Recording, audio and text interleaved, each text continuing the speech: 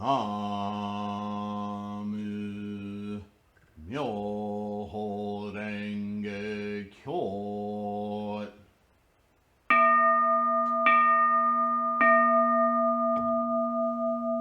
Namu Myoho Renge Kyo.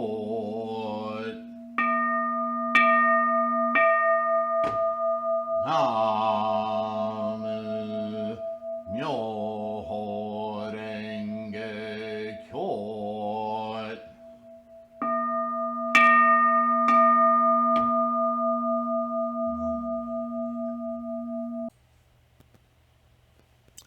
Hello everyone, Namo Myoho Renge Kyo.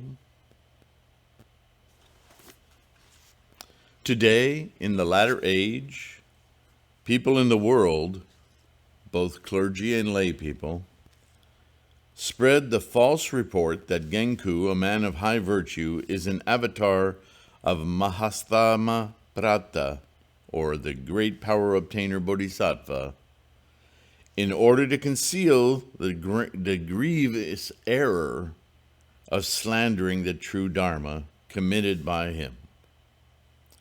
You should not believe in such a rumor.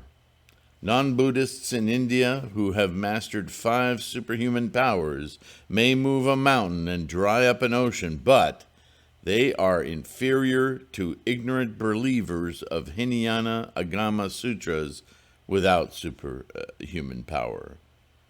Men of the 2 vehicles, Sarvaka and Pratyagabhuta, who have attained arhatship through Hinayana Sutras and 6 superhuman powers, are unequal to ignorant people who believe in the expedient Mahayana Sutras of the Kigon, Hodo, and Hanya periods.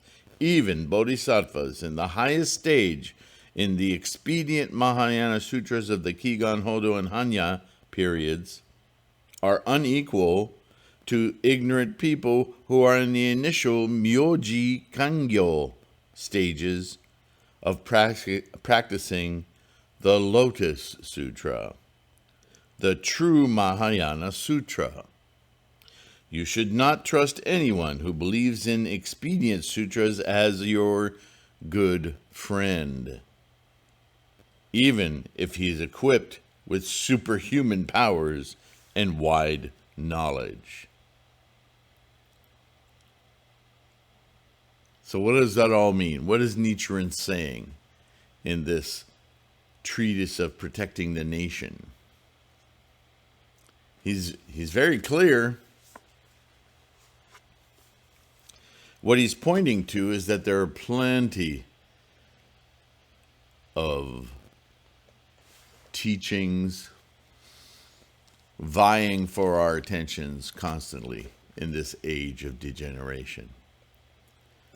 And their claims, historically, for thousands of years, haven't changed. They bolster, and this is sociology now.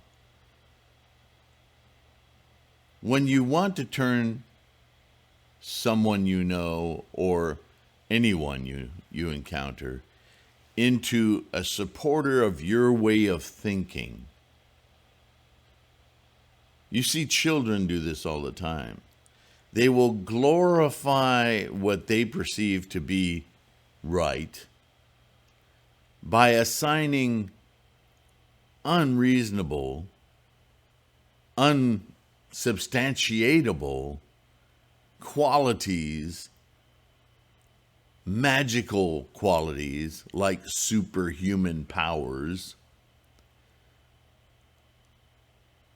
to what they want you to follow them believing, while at the same time taking whatever belief or thoughts you have that are counter to you, joining them and demonizing those thoughts.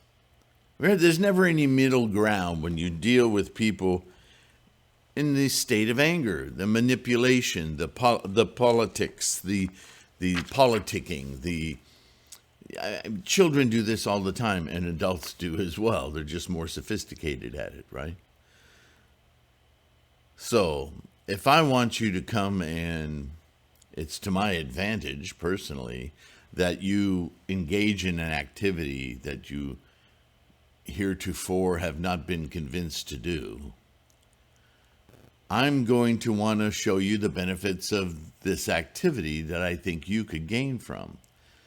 But if I'm not altogether certain that it is the true activity that provides benefit for everyone, I start to slide into the egotistical realm, the samsaric realm, the one-upmanship realm, where I start assigning properties to what I believe in that I know might entice you. Whether or not they're real or not doesn't matter. I just want to entice you. I want you to know that this will clear your skin, that this will make you 6 inches taller. Anything that I know that you might be otherwise desiring in your life, I'll attribute those things to whatever it is I want to convince you to do. It's the nature of man: greed, anger, stupidity, right? And if that's not enough to win you over, and I'll say, you know, that thing that you do, you must understand that it's, and then you degrade it. You know, it's okay. I mean, you've been doing it for years, but you know you're never going to get anywhere. You know it's not really going to get you this. Whereas this will, you know that, and we start to destroy or attempt to destroy their confidence and move their wishful, desiring, delusionary, samsaric mind and say, look, get all of your monkeys together and look, scream about this. This is where it's at. That's what Nichiren's talking about, is people who are promoting this false agenda of Genku as a man of high virtue, and he's an avatar of, or an embodiment of, this great power obtainer bodhisattva, which is a fictional character about a mental state that we all might want to aspire to. But to say that he, this thing that I want you to do, he, Genku, is an embodiment of that very thing. Oh, really? Maybe I hadn't looked at it closely enough. Really? Why do you say that? What, right? Wants to get you salivating. But what Nichiren calls these a rumor, because it's not substantiable. And in place of sin, which I'm sick of reading that word, this was obviously tailored to what was perceived as the Western mind of religion and Christianity or whatever. It's really, in a more appropriate language that we've read before in Buddhist scholarship, a grievous error. That I can flow with. Not a sin like you're going to be punished from some unworldly source. Cut the crap, right? Stop thinking with that magic mind. It's a grievous error that he's working against the culminating teaching of Shakyamuni, by Shakyamuni's own definition. So don't buy into that junk, that malarkey, right? And to try to bury it by extolling this wonderful superhuman power that these people have. What's that? I'm going to date myself now, but people are people. I'll just say that. Men of the two vehicles, learning and realization, right? Shravākas and Pratyeka-Buddhas, who have attained arhatship through Hinayana Sutras and 6 superhuman powers, are unequal to even ignorant people. In other words, people who haven't experienced or know to experience Buddha in their mind. They're ignorant. Who believe in expedient Mahayana sutras of Kigan, Hodo, and Hanya periods. Even the earliest schools of Mahayana, which include some of the earliest sutras, are beyond their deluded, self-aggrandizing minds, because they're totally hooked into their samsaric state, right? That dis-ease, that addiction to stuff, to things, to possession. They don't know that that's what's creating all their suffering. So they revel in those attachments as though that would someday provide them with enlightenment. Ain't going to happen. You're working against it.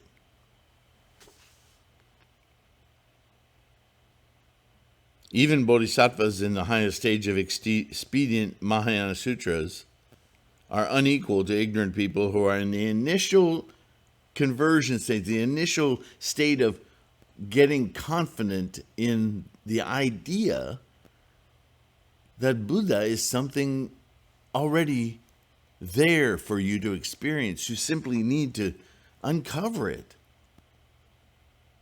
manifest it right now, not somewhere else, not sometime else.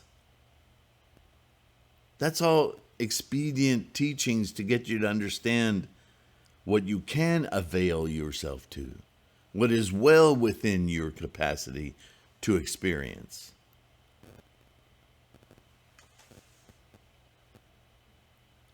The true Mahayana Sutra is the Lotus Sutra. You should not trust anyone who believes in expedient sutras as a good friend, because explicitly a good friend, which we've already talked about, right, is somebody who exposes you to your own Buddhaness, your capacity to invoke Buddha in your current mind. That's a good friend. Not leading you astray, not saying mine is better than yours. Look, you have the end point, the maximal result. It's already yours. You simply need to express it. Let me show you the teaching that does that. Let me show you how to do it. Not how to match me, not to do what's mine or what I believe. No, none of that is necessary.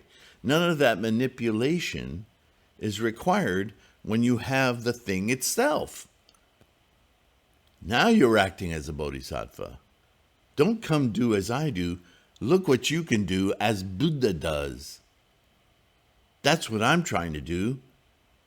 Maybe you could do it better. But this whole thing called Buddhism is because of this man who attained this awakening of Buddha in his mind. And he's taught us how to do the same thing for ourselves. You can do this.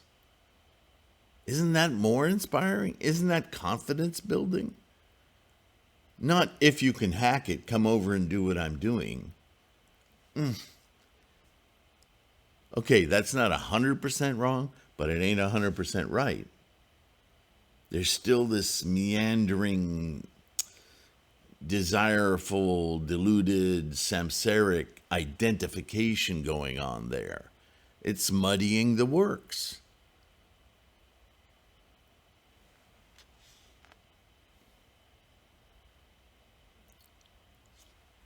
Nichiren continues, we, including himself, ignorant Ichantika of the latter age, our tendency to be constantly enamored of our physical reality makes us unwilling to let go completely of that attachment, Ichantika. Always drowned in the sea of life and death, moment to moment, 3,000 realms in each single thought moment, we tend to gravitate to the lower realms that keep us attached. That's the whole formula right there of what's keeping us from detaching, Buddhahood, Buddhaness. What Nichiren is saying is that's Ichantika. That's prohibiting you from experiencing Buddha in your mind. are desirous of believing in the Lotus Sutra. We want to have confidence and resolve in the Lotus Sutra. It forecasts our inherent Buddha nature being revealed. Isn't that what I'm saying? Grandmaster Miaolo explains this in his annotations on the Great Concentration and Insight Facile 4, quote, unless the Buddha nature in each of us develops gradually to fill our minds, how can we attain Buddhahood? It is this wonderful power of the Buddha nature in each of our minds that enlightens us. Therefore, we call this wonderful power of the Buddha nature our teacher protector. Right? Buddhism is about the mind, attitude, and intent. This Buddha nature, internal, in your mind, is your teacher. Remember what I keep saying is we teach ourselves. How do we teach ourselves? From our teacher potential.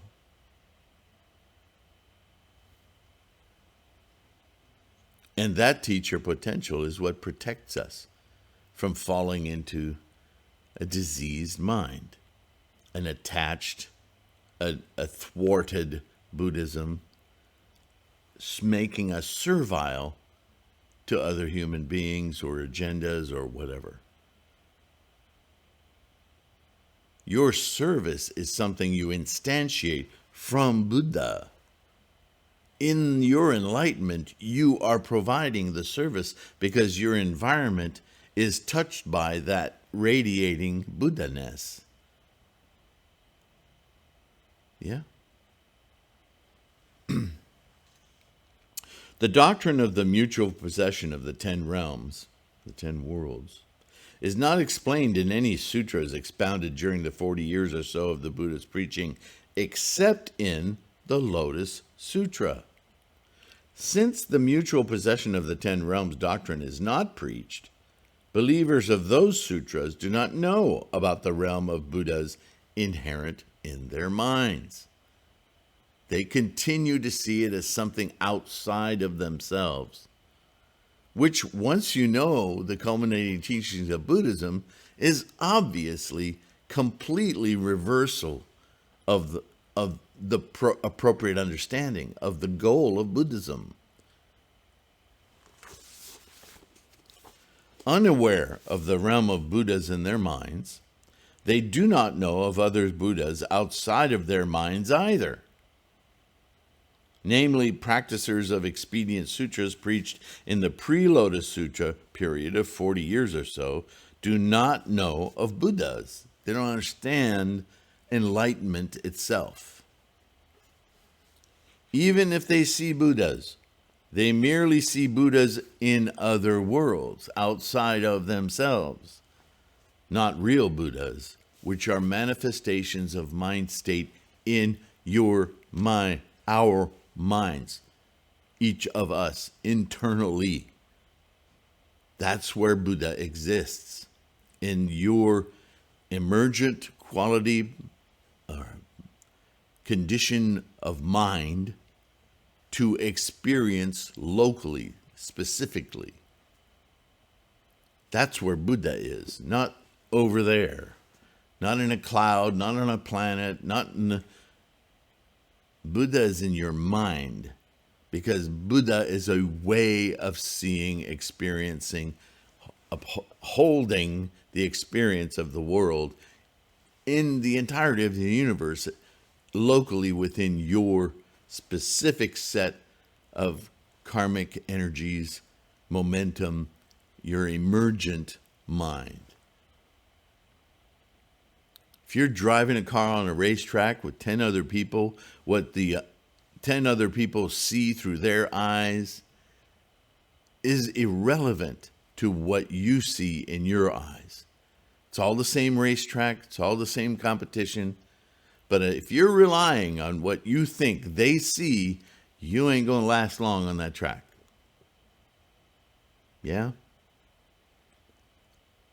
They may be considerations, but you must be in your own eyes to effectively navigate the track. It's common sense.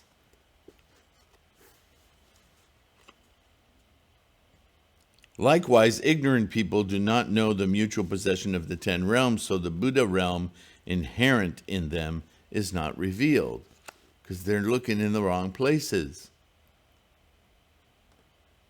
As a result, the Buddha of infinite life will not come to welcome them in the last moment of life, and Buddhas will not come to help them upon request. They are like the blind who cannot see their own shadow. Now in the Lotus Sutra, it was clarified that the Buddha realm is inherently possessed by even those in the unenlightened 9 realms, which are interdependent, and right, the 3,000 realms again. It creeps into everything. That's why I've talked about it so much, because it's a central idea of the mental component of enlightenment, right?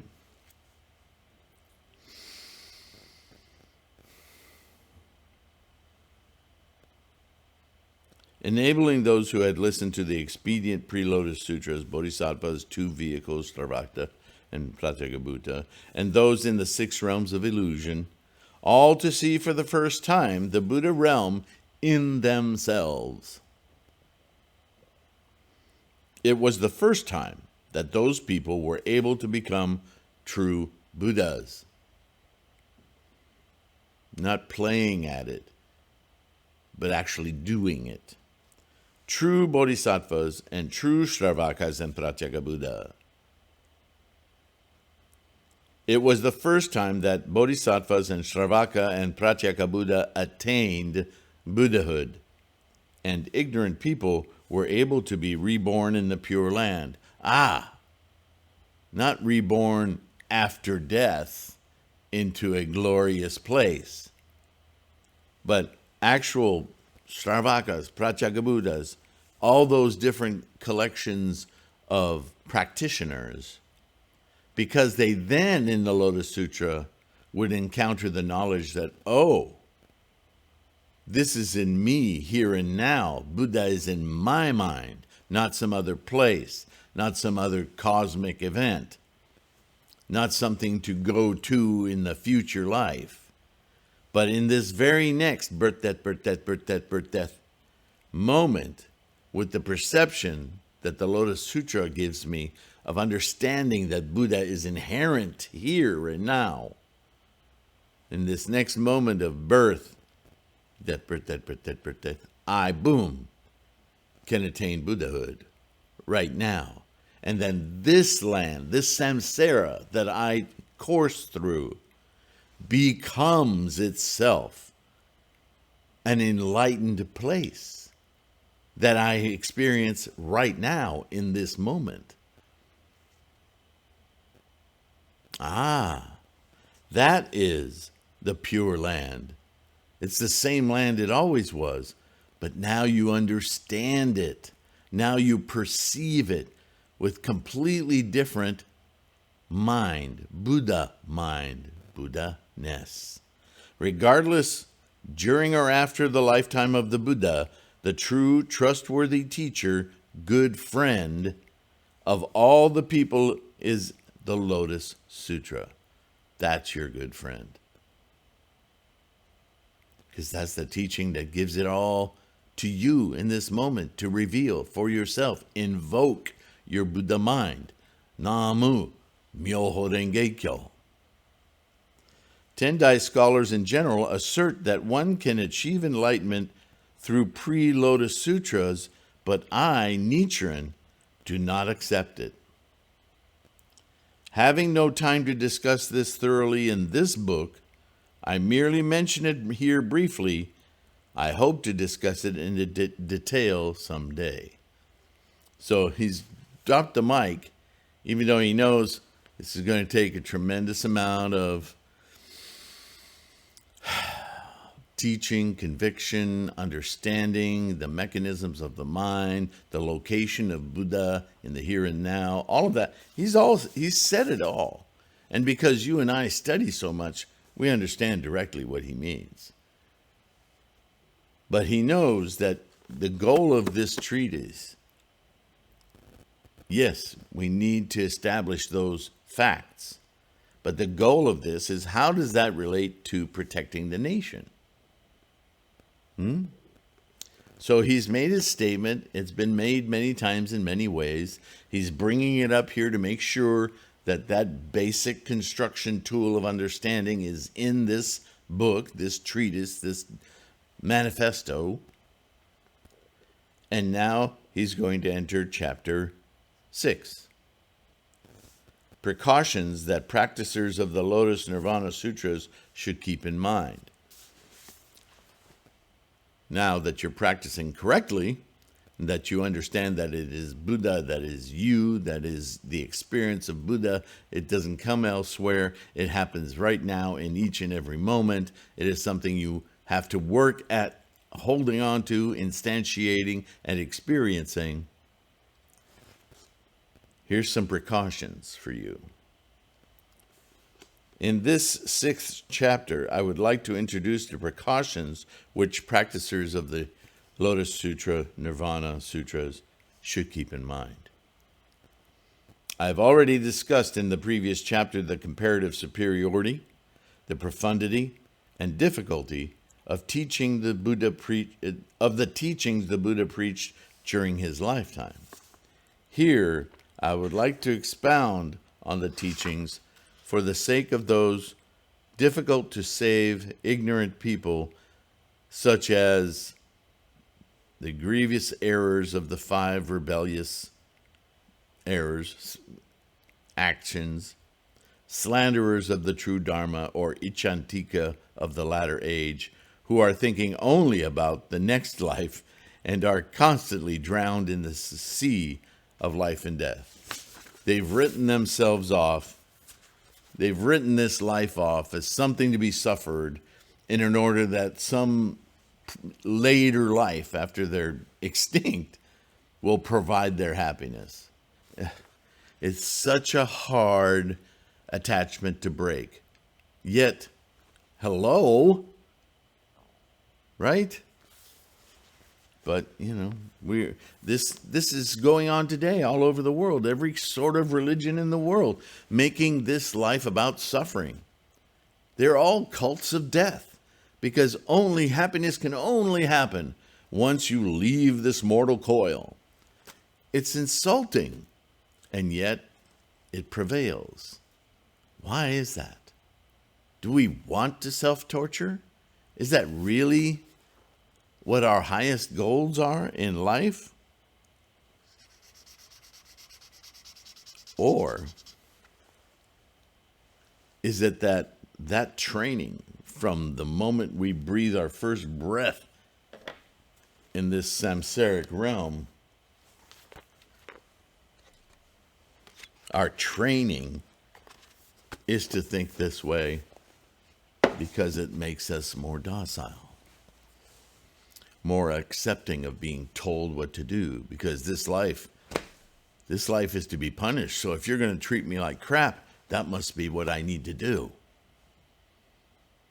I will gain my sainted Golden Gates arrival by showing how miserable I can survive this life. Please give me more misery so that I can access the gates more quickly. What a polluted, diseased way of thinking. And yet, it's everywhere. The answer to my earlier question, why?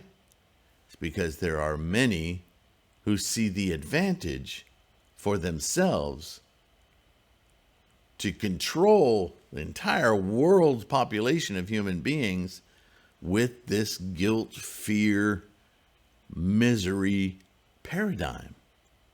If you're raised to think that there's no way out of that, then I can manipulate you. And that's the world we live in today. Greed, anger, and stupidity. Greed, anger, and ignorance, foolishness. We allow ourselves to believe in things that we don't understand. We don't even try to understand it. We just incorporate it. Sounds like a song. Do you remember the song? Stevie Wonder. Very superstitious. Sorry, I can't sing. But go read the lyrics to that song. That's the guide for humanity in this time. It's no wonder that this would be the age of degeneration. It's so critical that we realign our thinking to Buddhaness. It's radical in the face of all this other crap. It's totally normal and appropriate to be enlightened. That's our real norm. It's inherent in us. And we still express it through all that vast polluted psychology and politic. We still have moments of brilliance. When we see our child take its first breath, when we save somebody from danger, when we do things to help others without a lot of concerns for our own position, health, safety, whatever. We still have a bodhisattva inside of us. That Buddha realization, experience, it's like struggling. Please let me be expressed. And then we quickly cover it up with all our, it was just, it's not me. I'm no hero. Be a freaking hero.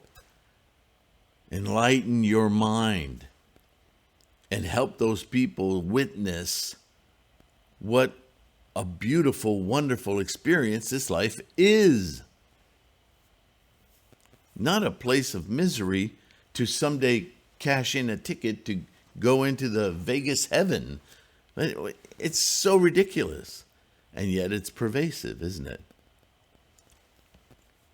I don't care if it's God or Jesus or Allah or any of the other, flying spaghetti monsters. Some of you will get that reference. Or a certain comet to hitch a ride on. Get real. Namu Myoho Renge Kyo. Wow. Yeah. Thank you for listening.